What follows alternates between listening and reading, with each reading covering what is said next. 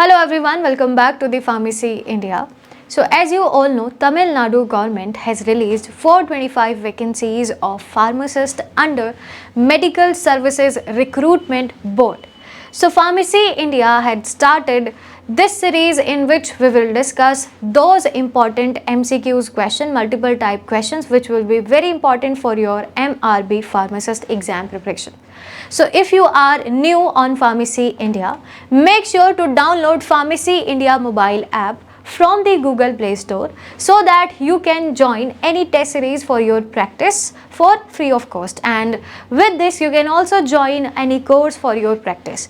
And you can also join Pharmacy India on other social platforms, for example WhatsApp, in which you will get many notifications regarding your MRB pharmacist exam, and also on Telegram. Link is in description box. Next, move on to our first question. The question is, which of the following is an example of a simple protein? Your options are glycoprotein, collagens, albumins or metalloprotein. The question is from simple protein, that means a linear chain of amino acid. A linear chain of amino acid. Basically, protein is divided into two categories. One is simple protein and other one is conjugated protein. So if we talk about glycoprotein, it is a type of conjugated protein. Clear? So this will be wrong. It is a type of conjugated protein. Collagen, albumin and metalloprotein is also a conjugated protein. As you can see clearly, collagen and albumin. Albumin is a type of simple protein. It is a plasma protein. Plasma protein which is responsible for maintaining osmotic pressure, and it is an example of simple protein. So the correct option will be C, albumin. Clear? If we talk about other options, for example, glycoprotein is a type of conjugated protein which contains carbohydrate. Collagen is a scleroprotein. Clear? It is a very important component which is found in connective tissue. Next, if we talk about albumin, albumin are simple globular protein which are found in plasma and also in egg white, and metalloprotein is also a conjugated protein which contains metal ions. Clear? Next, move on to the next question. Scleroproteins include which of the following? Now, the question is from scleroprotein. It is also a type of complex protein. Complex protein. Your options are histones, keratin, peptones or proteoses. Clear? So scleroprotein is basically that protein which is keratin. If we talk about histone, peptones or proteoses, peptones and proteoses are derived lipids, derived proteins. Clear? And histone again is a type of simple protein. So the correct option will be keratin. Now, if we talk about histone, keratin, peptones and proteoses, histone, it is a type of simple protein which is found in nucleoprotein. That protein which consists of nucleic acids and protein. Clear? Next is keratin. Keratin are scleroprotein, and keratin is a structural component which is found in your hair, your nails, your skin, etc. Clear? Peptones are secondary derived protein, derived from protein hydrolysis. So if we hydrolyze protein, we will get peptones, and proteoses is also a secondary derived protein. Clear? Next question is, which type of protein is a phosphoprotein? Now the question is again from conjugated protein. Clear? Conjugated protein. What is phosphoprotein? See, phospho means a protein which consists of phosphate group and also a protein. That means a conjugated protein. Your examples are, your options are simple protein, conjugated, derived or scleroprotein. So as you can see clearly, it is a type of conjugated protein. Clear? Conjugated protein. See, conjugated protein are those protein which consist of two main components, for example carbohydrate and protein, lipid and protein, phosphate group and protein, metal ion and protein. Here, so the correct option will be conjugated protein. Simple proteins are those proteins which just consist of linear chains of amino acids. Here, conjugated protein are those proteins which consist of two main groups, for example, phosphoprotein, which consists of phosphate group attached to a single protein. Derived proteins are those proteins which results from protein breakdown, for example, hydrolysis. Clear? And scleroproteins are those proteins which are not structural proteins, for example, keratins and collagen, etc. Clear? Next question. Which of the following is a primary derived protein? Primary derived protein. Basically, derived protein is divided into two categories. One is primary and second is secondary. Clear? If we talk about secondaries, the examples are peptones, proteases, etc. And if we talk about primary protein, so primary protein is proteins. Clear? Proteins. So what are polypeptide, chromoproteins and glutenins?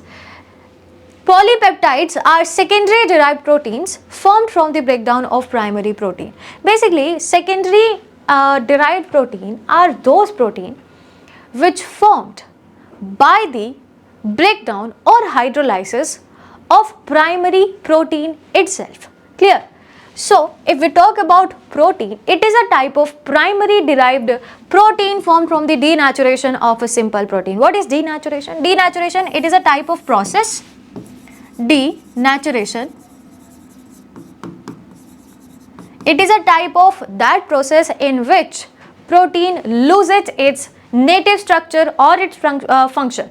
Clear? Next is chromoprotein. Chromoprotein, again conjugated protein which contains a pigment, that is hemoglobin, and glutenins are simple proteins which are found in plants. Clear? Move on to the next question. Which of the following is not a conjugated protein? Now the question is, from the above, from the given options, you have to choose that correct option which is not a type of conjugated protein. Your examples are lipoprotein, metalloproteins, peptones or nucleoprotein. Now it is very much clear that lipoprotein consists of lipids and proteins, lipids plus protein. So it is a type of conjugated protein. Next is metalloprotein, which consists of metal ion plus protein. It is also a type of conjugated protein. But peptone is a type of derived protein, secondary derived protein.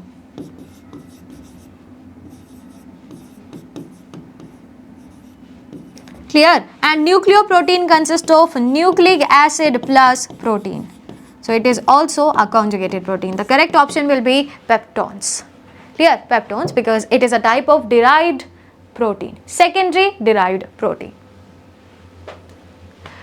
Lipoprotein are conjugated protein containing lipids. Metalloprotein consists of metal ion, for example hemoglobin. Peptones are secondary derived proteins, or nucleoproteins consist of nucleic acid, for example DNA bound histones or RNA. Clear? Next, which class of protein includes globulins? Now, in which category we categorize globulin? Clear? Your options are simple protein, conjugated proteins, derived protein or scleroprotein. Basically, globulins are a type of simple protein. Clear? Simple protein. So basically, there are two types of proteins. One is fibrous and second is globulin. Clear? Fibrous and globular are different things. If we talk about globulin, globulin is a type of plasma protein. Plasma protein, which is basically responsible for the immune function. Immune function.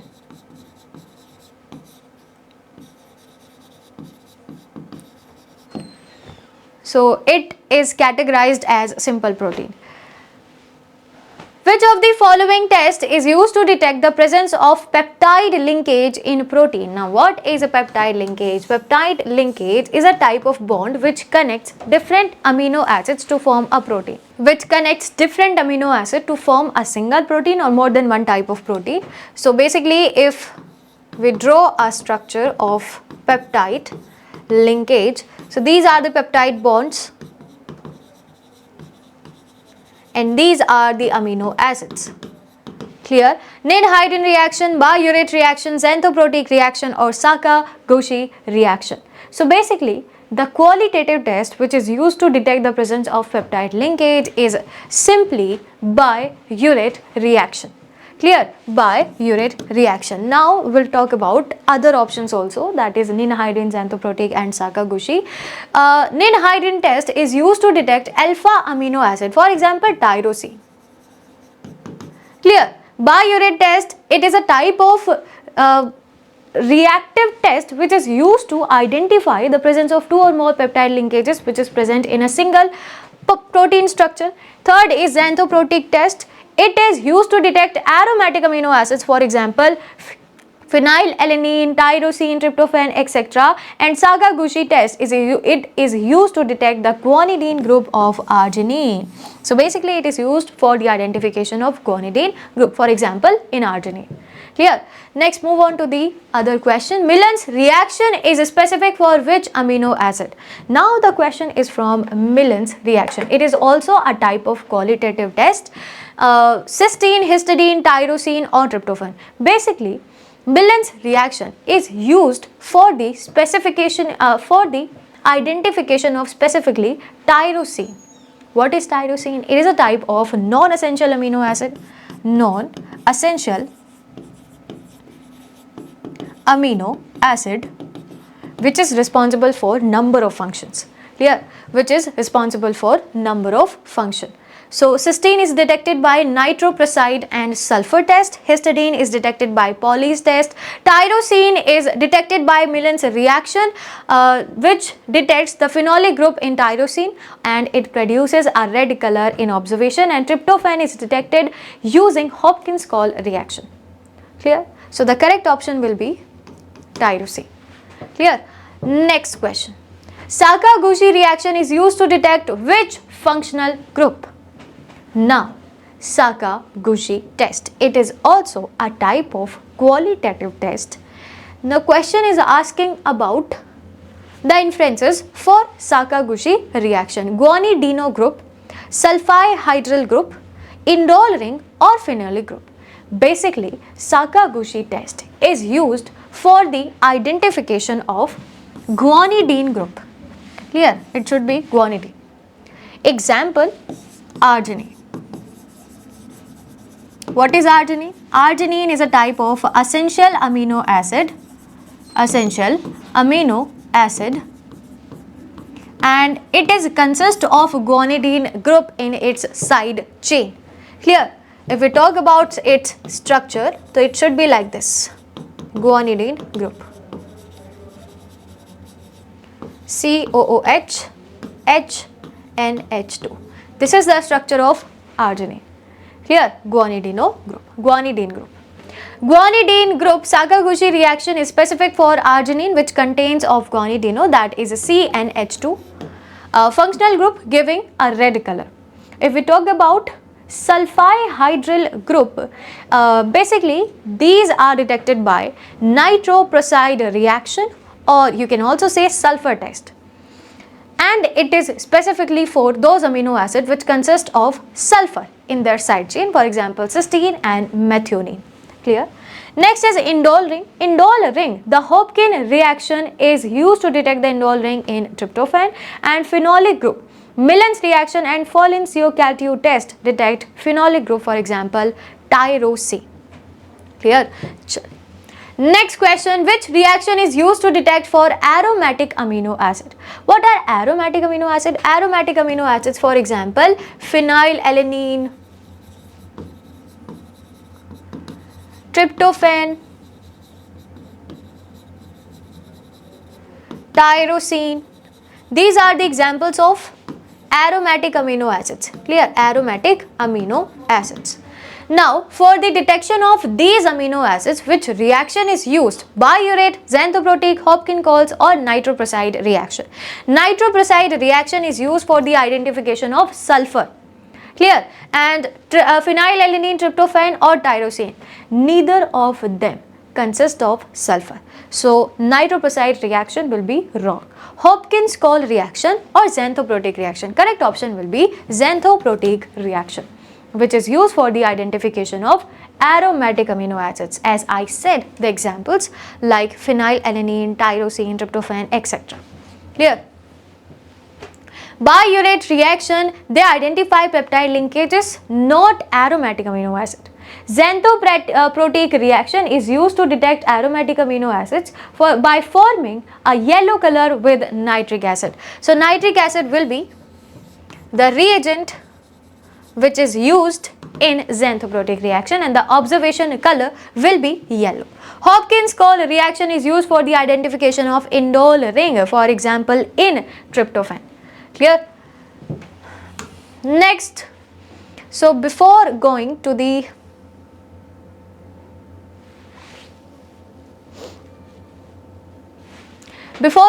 next question, I will suggest you a very good book for your MRB Pharmacist exam preparation, that is MRB Tamil Nadu objective book, which consists of 5,000 plus MCQs questions with 25 model papers, and it is available in 4 Tamil language eligibility papers, 4 previous year papers, 17 online tests, which will be basically as same as the paper. Clear? Paper pattern, and it is also available on Flipkart with cash on delivery, or you can also click in the link which is given in description box. Clear? Next question is, which test is used to detect the presence of sulfhydryl group in protein? Polys test, sulfur test, biurate test or Sakaguchi test. Basically, sulfhydryl test, that is SH group. It is that group which can be identified with the help of sulfur test. Clear? If we talk about example, cysteine, methionine, these 2 amino acids are those amino acids which consist of sulfur in their side chain. Sulfur in their side chain. Clear? So, the correct option will be obviously sulfur test. Polys test is used to detect histidine. Basically, it is used for the identification of imidazole ring which is present in histidine. Sulfur test identify SH group specifically in cysteine by forming a black precipitate with lead acetate. So, if we talk about the reagent of sulfur test, that is lead acetate, and if we talk about the observation will be a black PPT. Biurate test detect peptide linkages in protein, and Sakaguchi reaction is used to detecting guanidine groups in arginine. Clear? So, the correct option will be sulfur test. Next question, which of the following statement best describe the partial double bond character of the peptide bond? Partial double bond character. It prevents free rotation around the C-N bond and makes the bond planar. It allows complete rotation around the C-N bond. It does not affect the rotation around the C-N bond, or it makes the peptide bond completely ionic in nature. If we talk about partial double bond characteristics of the peptide bonds, the correct option will be, first, it prevents free rotation around the C-N bond and makes the bond fully planar. Clear? The peptide bond has a partial double bond character due to resonance between the carbonyl group. Now, you should know about what is resonance. Clear? This resonance restricts rotation around the C-N bond, making the peptide bond rigid and also planar. This rigidity is crucial for proteins' secondary structure formation. It is a level of organization of protein. Organization of protein. Clear? Next question. Which of the following feature is characteristic of the collagen helix? It has extensive alpha helical region. It is a triple helical structure made of 3 polypeptide chain. It is rich in branched chain amino acid like valine and leucine, or it is stabilized mainly by ionic bond rather than hydrogen bond. What is helix? Basically, secondary level of organization of protein. Secondary level of organization of protein. It is of 2 types, alpha helical or alpha helix you can say, and beta plated sheets. Beta plated sheets. If we talk about collagen helix, collagen makes a helical structure, means it forms a alpha helical structure, and it is a triple helical structure which is formed by 3 polypeptide chains. So the correct option will be second. And what is collagen? Collagen, it is a type of structural protein. Structural protein present in your connective tissue. Connective tissue or skin. Clear? Next question. Which statement is not true about the structure of human insulin? Now the question is from insulin. What is insulin? Insulin is a type of hormone which is released from pancreas. Hormone releases from beta cells of pancreas. Beta cells of pancreas.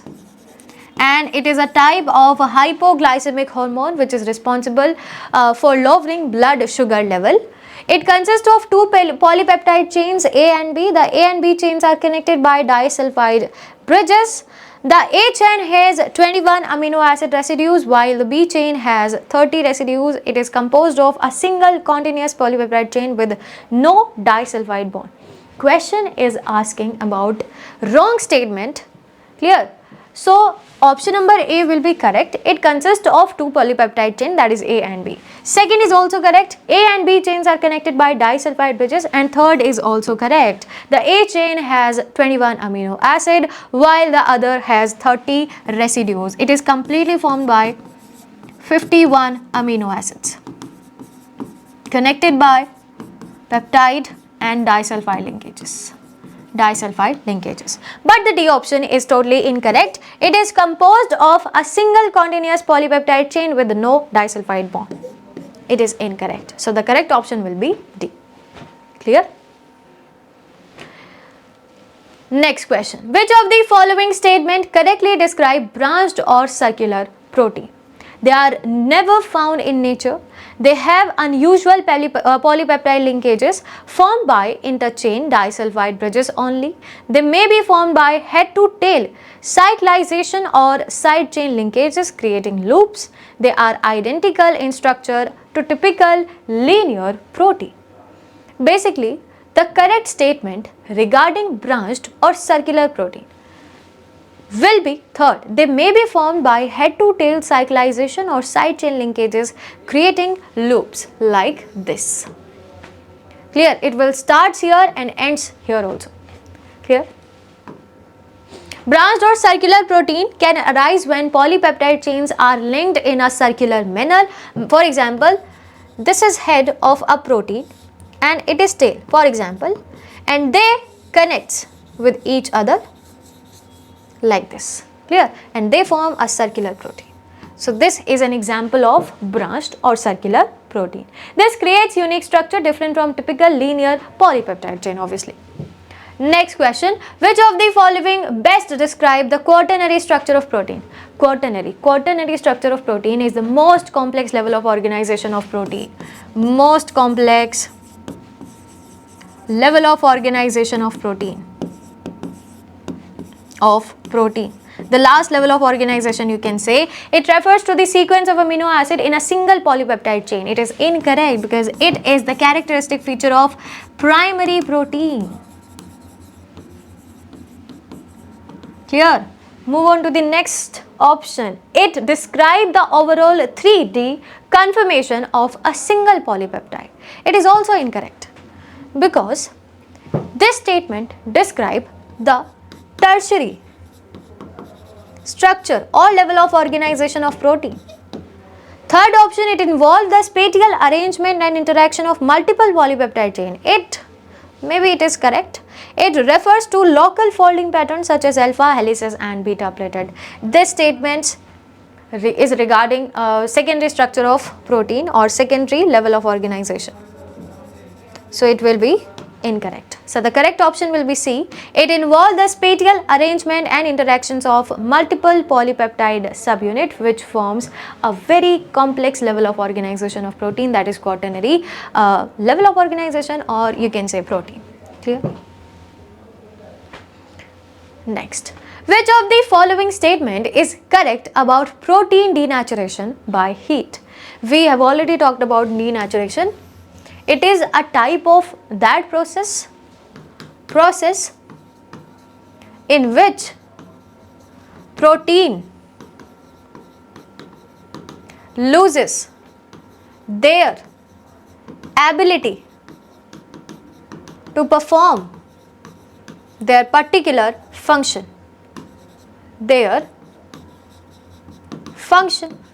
or their native structure. Clear? Their native structure. For example, curdling of milk. Clear? Boiling an egg. These are the examples of denaturation by heat. Heat strengthens disulfide bond, leading to a more stable structure. Heat breaks non-covalent interactions, causing the protein to unfold. Heat causes hydrolysis of peptide bond directly. Heat always results in irreversible precipitation of protein.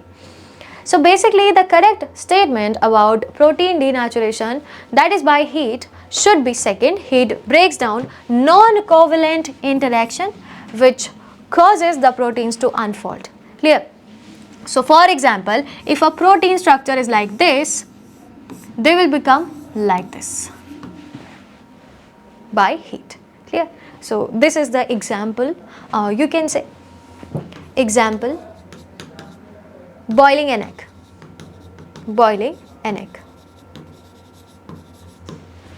Clear?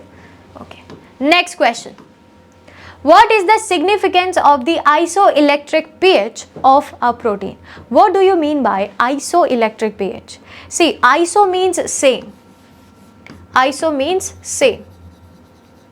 It is the pH at which protein carries a net positive charge. It is the pH at which the protein carries a net negative charge. It is the pH at which the protein has no net charge and may precipitate, or it is the pH at which the protein is fully denaturated.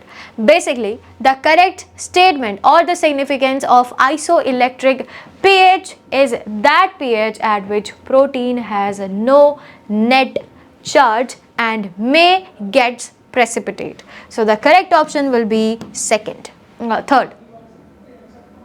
Clear? Net charge will be 0. Okay. Next question. The isoelectric pH is the pH at which the protein's overall charge is 0. At this point, protein often show minimal solubility and may precipitate from solution. Next question is, which reagent is commonly used to determine the N-terminal amino acid of a polypeptide chain? What is N-terminal amino acid? See, amino acid has COOH group, NH2 group. So this part or this side of amino acid is known as N-terminal,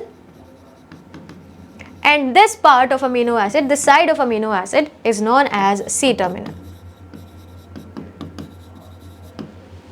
Clear? So for the identification of this side of amino acid, this chain of amino acid, which reagent is commonly used? Beta mercaptoethanol, Edmonds reagent, urea SDS, that is sodium dodecyl sulfate. Basically, the reagent used to determine N-terminal amino acid is Edmonds reagent, which is phenyl isothiocyanate. Clear? Phenyl isothiocyanate It is used to determine N-terminal amino acid, N-terminal, or you can say N-site of amino acid. Clear?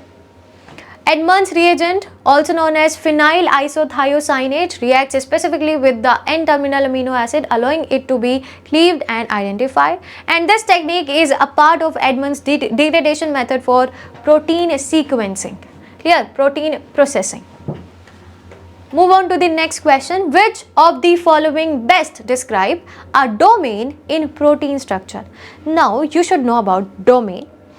It is asking in respect to protein structure. What is domain?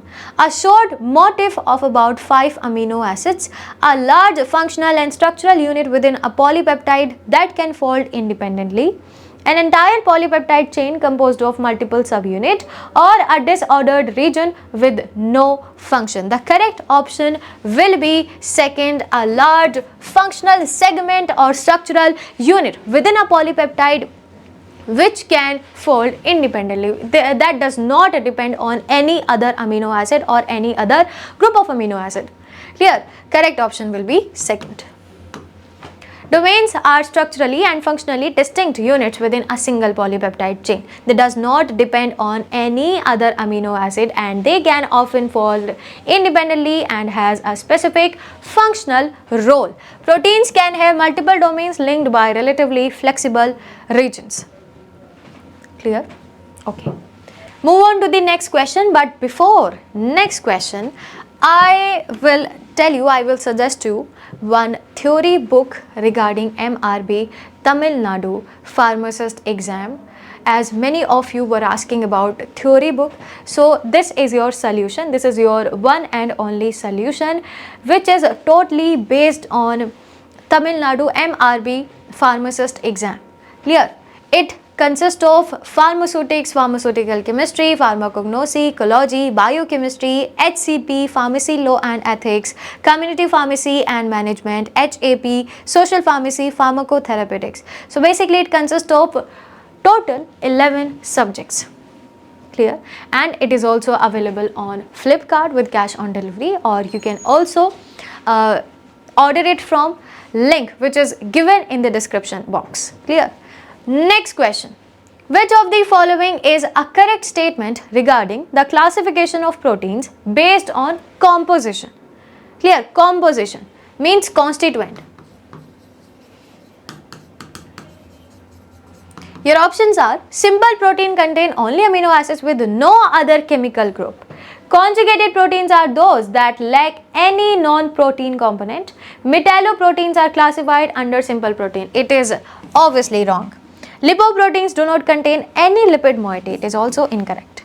Basically, correct option will be option number A. Simple proteins are those amino acids which consist of only amino acid linked by peptide linkages, and there will be no other chemical groups in simple amino acids. If we talk about examples like albumin, globulin, histone, fibrinogen, etc. These are the examples of simple protein. Clear? Which statement accurately describe incomplete protein? Now, what are incomplete protein? They contain all essential amino acid in sufficient quantity. They are typically found in animal-based food. They lack one or more essential amino acid and cannot alone sustain growth, or they provide the highest biological value among dietary protein. Basically, incomplete proteins are those protein which lacks one or more essential amino acids and cannot alone sustain growth. Clear? As the name implies, incomplete amino acid. That means those amino acid which does not contains one or more essential amino acid. Basically, our body contains 10 essential amino acids. Essential amino acids. For example, phenylalanine, valine, tryptophan, then threonine, isoleucine, methionine, histidine, arginine, leucine and lysine. These are the 10 amino acids which are essential amino acid. Clear? Incomplete proteins are those that do not contain all essential amino acids in adequate amount. and many plant-based proteins are categorized as incomplete protein. As a result, it cannot fully meet the body's need for growth and maintenance unless combined with other protein sources which supply the missing essential amino acid. Next question, which of the following is an advantage of the spectrophotometric estimation of protein at 280 nanometer? Question is asking about spectrophotometric estimation of protein, and at specific 280 nanometer. It is directly measure peptide bond absorption. It is highly specific for one type of protein. It measures absorbance due to tryptophan and tyrosine residues. It requires no calibration against a standard protein. Basically, spectrophotometric estimation is a measurement, or it measures absorbance due to tryptophan and tyrosine residues. Clear? At 280 nanometer. Spectrophotometric estimation at 280 nanometer primarily depends on the aromatic amino acids, for example tryptophan, phenylalanine, tyrosine, and they absorb UV lights at this wavelength. A standard curve is typically needed for accurate qualification. Clear? So this is spectrophotometric estimation. Which of the following is a key principle of the biuret method for protein estimation? Copper ion form a violet colored complex with peptide bond. It is asking about biuret method. It is a type of qualitative test. Qualitative test.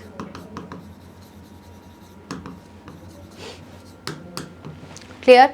It is specifically detects aromatic amino acid. It requires protein to be hydrolyzed to free amino acid first. It uses enzyme linked antibodies for detection. Basically, biuret method uses copper as their reagent, and they form a violet colored complex with peptide bonds. What are peptide bonds? These are the linkages which binds different amino acids together to form a protein.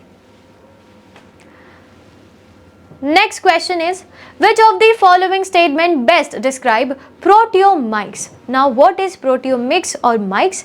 It is the study of lipid profile in different cell types. It involves analyzing the entire set of proteins produced by a cell under various conditions. It deals exclusively with enzymatic reactions in the body, or it focuses only on genomic DNA sequences. Basically, proteomics involve analyzing the entire set of proteins produced by a cell under various conditions. Clear? So if for example a cell produces more than one type of protein,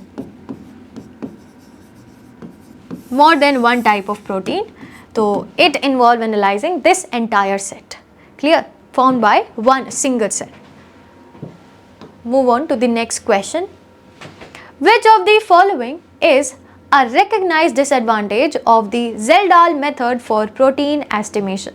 What is Kjeldahl method? Again, it is a type of qualitative test. It cannot accurately measure nitrogen content. It is not standardized and thus has no reference. It requires a long time and involve a complex procedure. It does not account for other element in protein, for example, sulfur. Question is asking about disadvantage of Kjeldahl method. So basically, it requires a very long time and involve a complex procedure.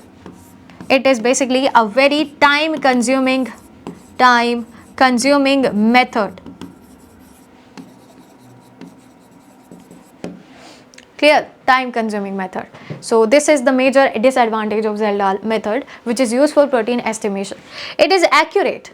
Although it is accurate and precise for determining total nitrogen, but it is very time consuming and involve multiple steps, for example digestion, distillation, titration, etc. Despite this disadvantage, it is still considered a reference method for protein quantification because it is very good method for accurate and precise determination of nitrogen. Next question is, in the context of the ELISA test for protein detection, which statement is true? It measures UV absorption at 280 nanometer. It is a method to detect protein using enzyme-linked antibodies. It is only works for DNA or RNA detection, or it is unrelated to immunological technique. Basically, ELISA test is a method which is used to detect proteins using enzyme-linked antibodies. Clear? ELISA, which stands for enzyme-linked immunosorbent assay, it is used for detection of specifically targeted protein linked to an enzyme that catalyzes a color change or other detectable signals. It is widely used in diagnosing and research to quantify specific protein based on enzymatic reaction, you can say. Based on enzymatic reactions. Clear? Next question. Which of the following best define biological value of a dietary protein? What do you mean by biological? That means function of specific nutrient, that is protein, carbohydrate or etc. function in body, living organism's body. It can be a human, an animal or anything. The ratio of essential to non-essential amino acid, the proportion of absorbed proteins that is retained for growth and maintenance, the amount of nitrogen excreted in urine, the energy content or calories of the protein. Basically, biological value is that proportion which is absorbed protein that is retained for growth and maintenance. That means that portion of protein which is used for the muscle growth or development or maintenance. Here, that is biological value. Second last question, which statement correctly explain the principle of colorimetry in protein estimation? It measures the mass of the protein directly. It relies on visible light absorption by a colored complex formed within the protein. It does not require any reagent or color producing reagent, or it can only be used for nucleic acid measurement. Basically, colorimetry assay in protein estimation it rely on visible light absorption by a colored complex formed with the protein. Clear? Colorimetry is based on the principle that certain reagents form a colored complex with protein, for example, biuret reaction, which is used for the identification of peptide linkages. And they form a violet complex. As an observation, the intensity of the color measured at a specific wavelength in the visible spectrum correlate with the protein concentration. Here, and last question of this session, which of the following best describe potential application of proteomics? We have already talked about proteomics. What are proteomics? Determining the peptide bond length in a single protein, identifying and comparing protein expression in healthy versus diseased tissues, measuring the pH of a cell's cytoplasm, or evaluating the absorption maximum to an amino acid. Correct option regarding potential application of proteomics will be second, identifying and comparing protein expression in a healthy tissue versus in a diseased tissue. Clear? This is the correct statement regarding the proteomics. Proteomics can be used to profile which protein are up-regulated or down-regulated in disease states, providing insight into pathology and potential therapeutic target. So this is all about today's session. I hope it will help you in your MRB Pharmacist exam preparation. I'll see you in next class. Till then, stay tuned with Pharmacy India. Thank you.